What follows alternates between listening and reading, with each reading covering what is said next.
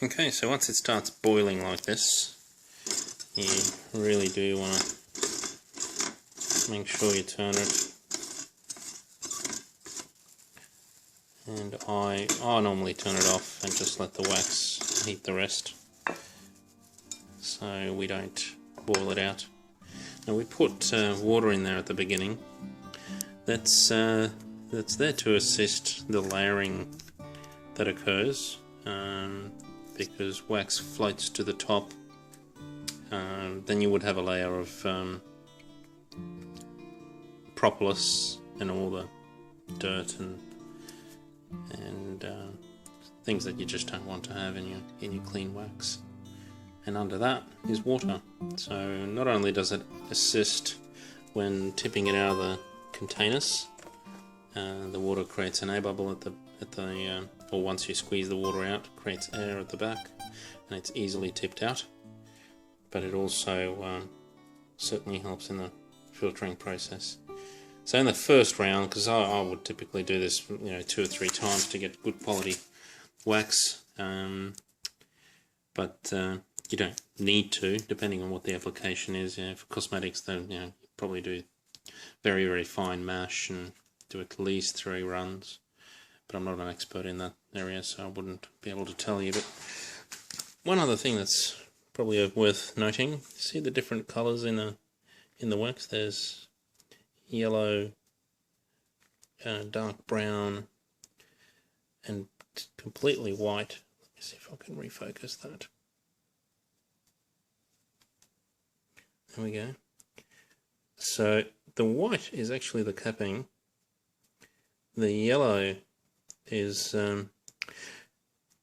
it's the actual comb around. The capping is the whitest, is the most valued. You'll get the people would normally pay a lot higher price, even up to 3 times, for this, rather than this brown wax that you can see there. The brown wax is usually produced after the bees laid their larvae and reared their babies in the brood chamber. So once you have those, they usually go really, really dark brown, sometimes completely brown. Yeah, it's if I have time and I feel like I sometimes separate them a little bit just to have some really, really nice fine white wax and yellow and brown in different colours. But today I don't have the time to filter through. You wouldn't do it at this stage. You would do it at the first stage, when it's actually cut off by the hot knife. And sometimes you do cutouts. Yeah. So if you're cutting comb, honey, or if you're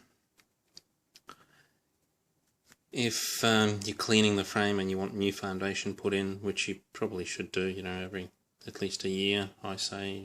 Well, I would do it a year. You don't need to do it at least a year, but it just controls the disease and any bugs and things like that. Just gives them a clean, fresh start, and plus you get plenty of wax as a result.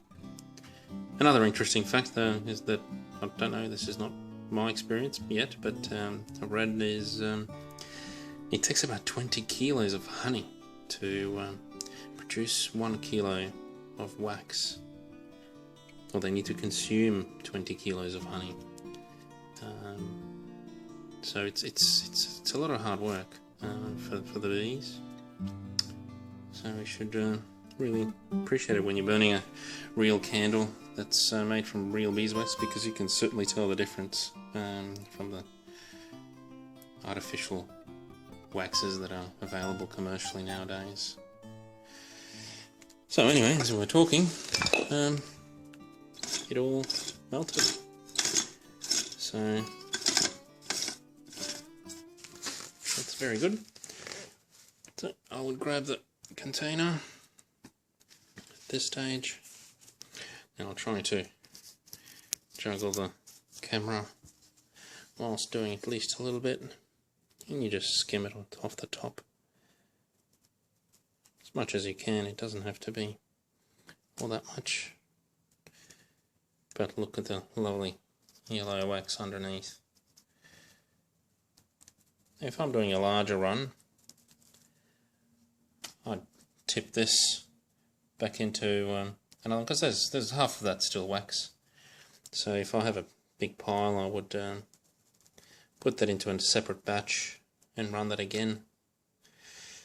Melt it all down and clean it further. Also is really good for your compost, so if you don't feel like filtering further, just throw it on the compost. That's also quite good. So there you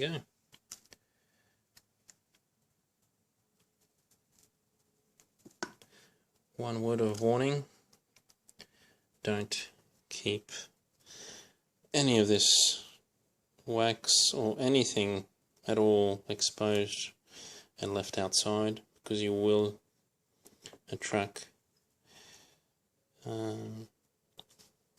all the bugs, cockroaches, and most importantly the wax moth, which you, if you can help it, don't feed it.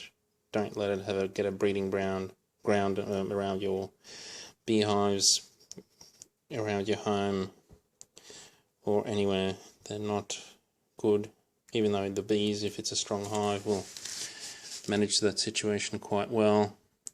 It's just an unnecessary burden for them to deal with, and it creates a terrible mess. Oh goodness, you need to throw out the foundation, burn your frames, clean them, or dip them in bleach to clean them up and kill all the larvae and eggs. It's just a mess. So if you can, if you can help it, don't do it. Throw it in the bin or process it. They're the two best choices, I think. Alright, so let me set up. I'll show you just how you pour it. This can be filtered out through the little sieve. You can see how they're bopping up here and there. All of a sudden, out of nowhere, the one will come up.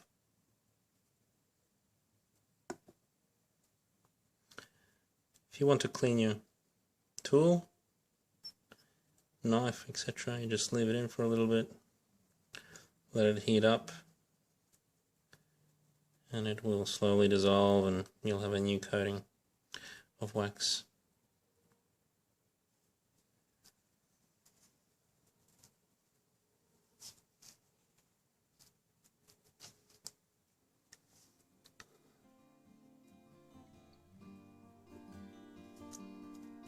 Okay, I won't bore you with that anymore.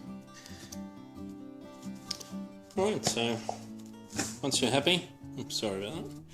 Once you're happy, I take the container to make it easier for the wax to come out. I like to spray with just a little bit of canola oil in a can that you can get.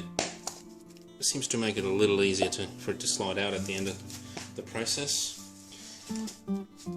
Put your little colander on, grab the hot wax, be careful not to burn yourself, line everything up with the little spout and carefully pour it in.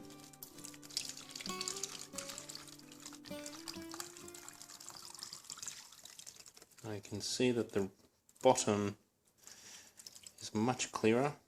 That's because there's water there. So that's that in there. It's mostly water. Almost no wax at all.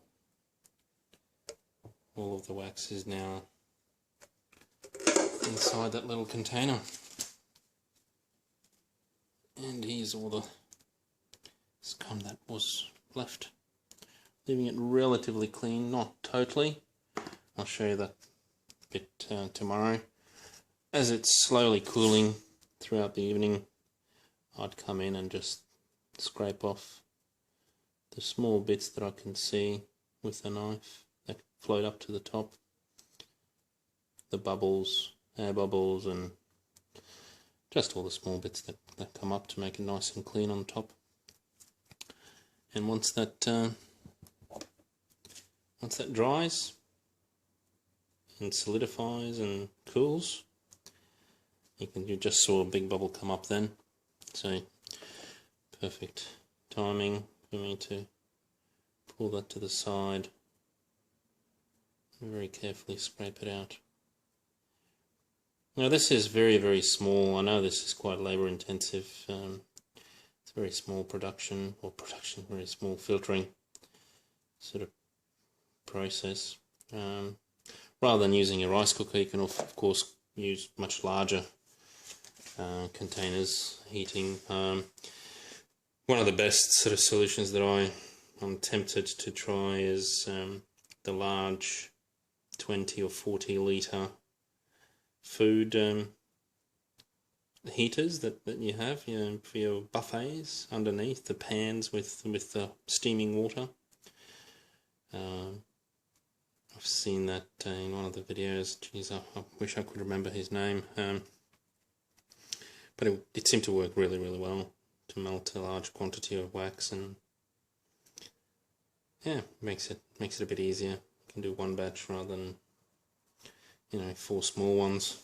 So I might look into that. I think it was only $40 or $35 on Amazon or eBay. So I might have a look at that later. Anyway, now we just leave it outside to cool. The only thing that I have tried is to speed up the cooling. Put it outside. It wasn't a good idea in the end. I found that the wax cracked and it just did not set right. So the slower it cools, the better the result, I found. So not outside, leave it inside, and even wrap cloth or something around it, just so that it cools really, really slowly. And hopefully we'll have nice wax tomorrow. Okay, hope you enjoyed it. Send me your comments, subscribe if you like. I'm only starting this channel, so there's lots more work to come and lots more videos and things of interest that I would like to share and get your views on. But yeah, feel free to subscribe if you like it. Ask questions. Let's lament, talk, discuss, share ideas, and make beekeeping fun for everyone. See you next time. Okay, and this is day 2, the next day after pouring the wax. This is what it will look like, solid. Sorry about the wind, I've just got to do this outside. What I normally do is just slide my knife down the side, peel it off the sides a little bit. You'll hear it crack. The wax has settled up the top. You can see the water coming up now. So once you release it from the sides, it's just a matter of pouring the water out, which creates an air bubble on it.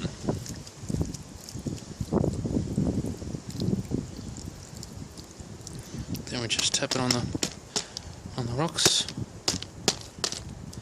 and as air comes in, it slowly makes its way out.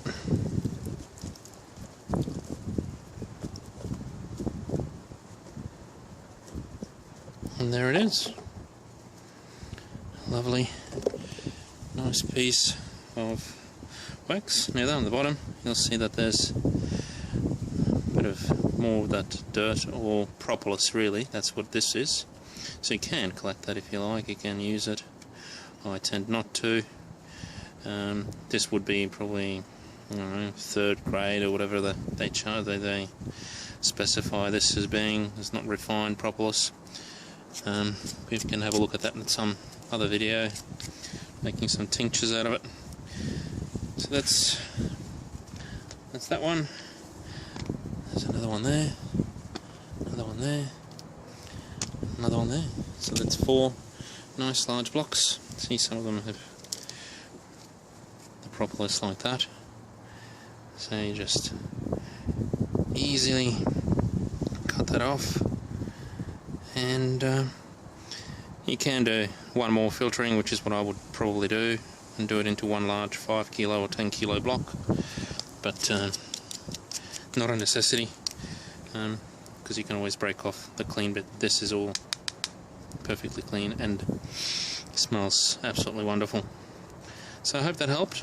If it has and you're liking the videos, please like them and subscribe if you can, and hopefully we can make some more for you. See you next time.